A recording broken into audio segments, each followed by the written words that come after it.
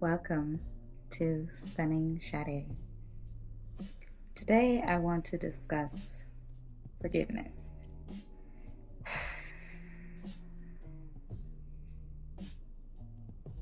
I was not a fan of forgiving. I was very much a person that liked to continuously bring up the things that people did that hurt me. Yeah. Um, I'm not going to say that I realized that perhaps the reason why I couldn't let go of the things that people said that hurt me was because I wasn't able to let go of the things that I did to hurt other people myself. And that is what I'm going to get into right now. It's going to be, and also that's why you're here, is to learn how to forgive, essentially. Not for them, but for you. So I wrote some questions down that I'm going to answer for you right now about what it took me to forgive. Okay. So the first question I asked myself, how does this make me feel? Not about the action or whichever the person said to me. How does this make me feel? Even now, like as I'm like thinking about it, my stomach is in like knots, and I'm like, oh, like a pretzel knot, and it's uncomfortable. I honestly feel like I can't breathe. Right? So not very good. So that'll be the first question that I get. I'm not even like, again, I'm still trying to focus on what's happening with me. So that's my first step, because I can't like think about what the other person has done. I can only think about right now, what, like, if it's like fresh or new, or whichever. The first thing is, how could you do this to me? Like, what made you think like it is because of who I am? Is that why you did it? Right? So the first thing is that you're thinking is me. Why is this happening to me? Right? The second step that I feel that I asked myself, well, it's still in the first step. The second question that I asked myself, do I feel like it gives me a sense of pride? What benefit is this doing for my life? And ultimately, it's just making me think about, like, okay, so let me fully answer. Does it feel like it gives me a sense of pride? No, it doesn't. It doesn't make me feel good. It doesn't make me feel like uplifting. And maybe essentially that's what this person wanted to do. So in my head, I'm thinking like, does it benefit my life? No, it doesn't. But it might. But I'm not in that stage yet that it is benefit my life. If anything, the first benefit that it's giving you is giving you a view of how this person moves and what this person's logic is in certain scenarios, or lack thereof. Step 2. How long ago was this?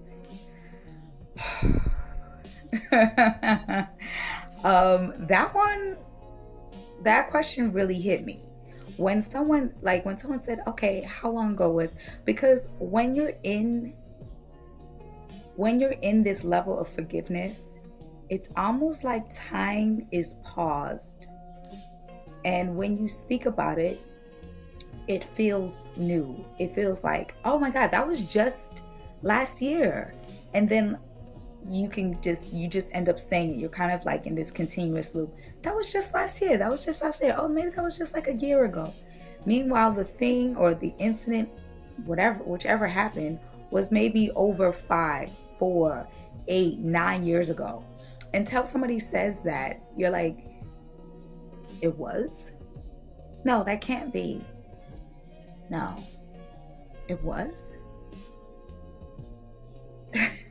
I remember one instance, I was talking to a friend about something, and she was like, "You've been that was 2 years ago," and I don't know why that woke me up, and I was like, "Oh my God, I'm still holding this thing." What, like, think of your unforgiveness.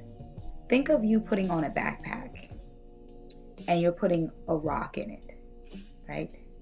And each year you put that rock in, you put a new rock in, and another rock, and another rock, and it's compiling the people that you haven't forgive. It's compiling you stuck in that loop just continuously, and you're holding that bag, and you're letting everybody know, look at me, I'm holding this bag.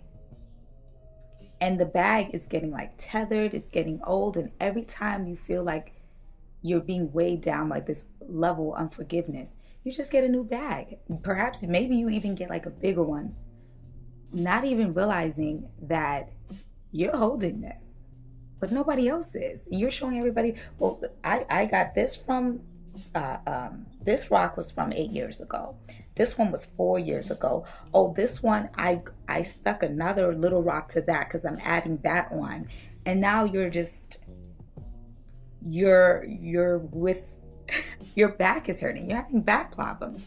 And you're wondering like, well, where did that come from? Why am I having all these issues with my back right now? Or maybe like your feet are starting to like feel so heavy, like you're wearing some comfortable shoes but your feet is on the ground, and you're like, it almost feels like you're not wearing shoes at all, and you're just walking on charcoal, fire, whichever, and you're like, what is going on?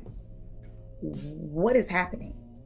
And all it really is that you're stuck in that loop of unforgiveness. Everybody else around you is moving forward, and you're stuck on something that happened 10 years ago. You can actually use this example for like goals of things you want to do. You know, I remember, oh Lord, I'm not gonna say too much, but I remember one time saying, oh, I really wanted to do this thing, but when I did this thing, it didn't turn out how the way I thought it was gonna turn out. And then my friend would say, she said, okay, for instance, ballet, right? You wanted to do ballet, maybe the cost, your mother couldn't pay, your dad couldn't pay, so you ended up not doing ballet. Or maybe you fell one time at a recital. And so after you fell, you decided like, oh, I fell that time, and so I never did ballet, but I always loved ballet. And so your friend tells you, well, why don't you just do ballet? Why don't you go back and do ballet? Oh, because I fell that one time. And how long ago was that? Oh, that was over 18 years ago. So you're saying because you fell from that one recital, that you decided that you were not good enough from that one encounter. You let 18 years go by because of this one thing that happened to you. I mean, like, saying it out loud, oh, that's another trick that I love to do. I say things out loud. Like, that's why it's so important to have like somebody to speak to, somebody to vent to, because sometimes in your head, it sounds like so, it makes sense in your head. You're like, yeah, this person hurt me like 18 years ago. And yeah, yeah, and that's why they're this or this, they're that. And it's just like, whoa, that was 18 years ago.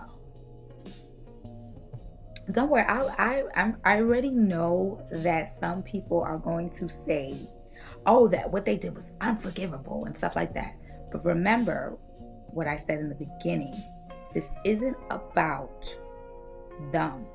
This is about you getting out of the loop. This is about you going to better horizons, leaving the backpack full of rocks and freeing yourself.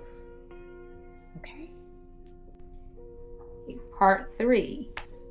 I do not like this one, but I'm not gonna lie. I was younger once and I was really about that, right? And what I mean by that is hurt people, right? So are we doing this because we want to get back? Do we want this person to feel hurt? Do we want to hurt them? Do we want to reprimand them? And that's no good either, because let's think about it. Are we going to allow one person, one incident to change us completely? Going back to the ballerina example, you tripping on the recital, 18 years of stopping to do the thing that you want to do. Let's use a different example. Allowing somebody that did something to you to steal your joy, to steal your spark. Do you think that this one person and their bad habits and what they decided to let slip, or whatever kind of person, an incident that they did, take away your joy? And are you willing to sacrifice your joy for however long it takes? You know? And let's say you do decide to forgive this person. And when I say forgive, I mean forgive, like really forgive. Not those fake forgives where you're like watching them in the cut and you're like, no, I gotta check your phone, or I gotta be cautious at the ballerina recital because I don't want to fall again. Like cautioning. Yeah, it takes time for you to like get back into that rhythm, but this is gonna sound however it's gonna sound. Do you like give yourself that time frame, and then after that time frame you need to fully make a decision? Okay? Because some people say, oh, I forgive you, then they're walking on eggshell for a year, they're walking on eggshell for 2 years, they're walking on eggshell for 3 years. Like, have you really forgiven this person if it's been 3 years and they're still required to walk on eggshells around you? Have you really forgiven the fact that you fell that one time at the recital, and now you're up for recital and you're never the lead because you're always so scared and looking at the ground because you're scared you're going to fall again? Is that really how you want to live? Do you want to live where you're constantly walking on eggshells, or the person that hurt you is constantly walking on eggshells around you? Who wants to be miserable like that? And I honestly think if you don't truly forgive, then you're just going to live your life on angry, and possibly also on autopilot. Like, sure, you're living, but you're not experiencing anything. You're not doing. I mean, you're doing, but you're not being. You're not really, you're eating your salmon with asparagus and potatoes, and you're just like, you're not like, this is, oh wow, I just taste the lemon juice, and I just taste this coriander, and I just taste, wow, it's so delicious. My mouth is watering right now. I have turkey meatballs in the oven right now. But you're not really experiencing anything. I always like to say, if you can't forgive this person, cut them off. Don't torture anybody, because honestly, essentially what you think that this is helping you because it's showing that you can forgive, but really all it's showing you is that you're miserable and you're trying to make them miserable too. It's just another way of getting your lick back, getting your get back, or whichever. Okay? Okay.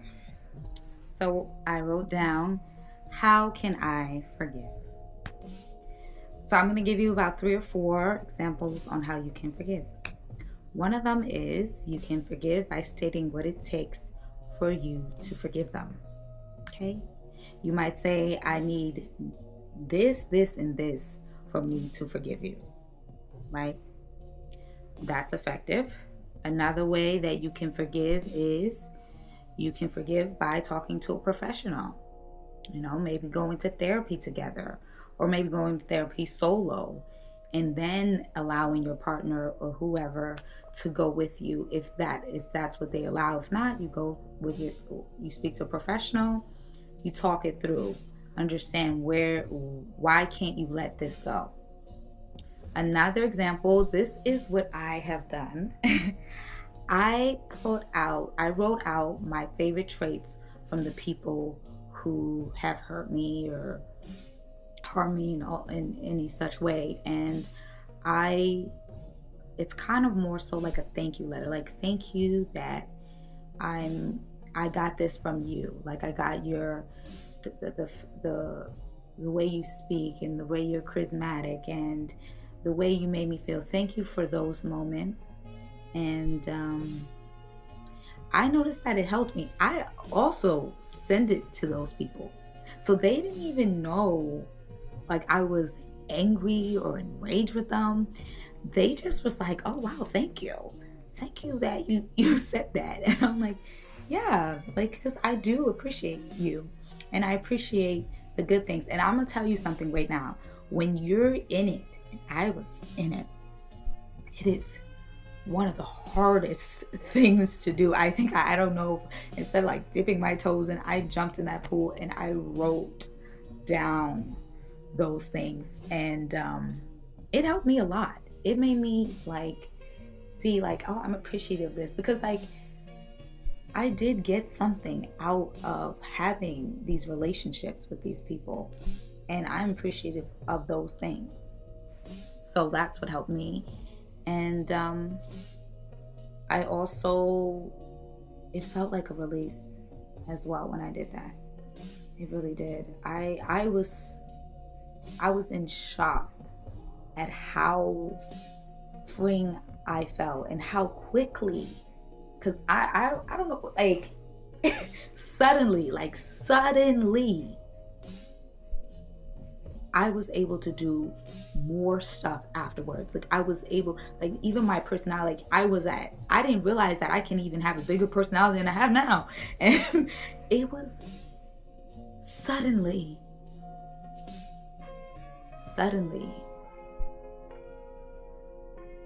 it was done. And I cried too. Oh, I cried so much.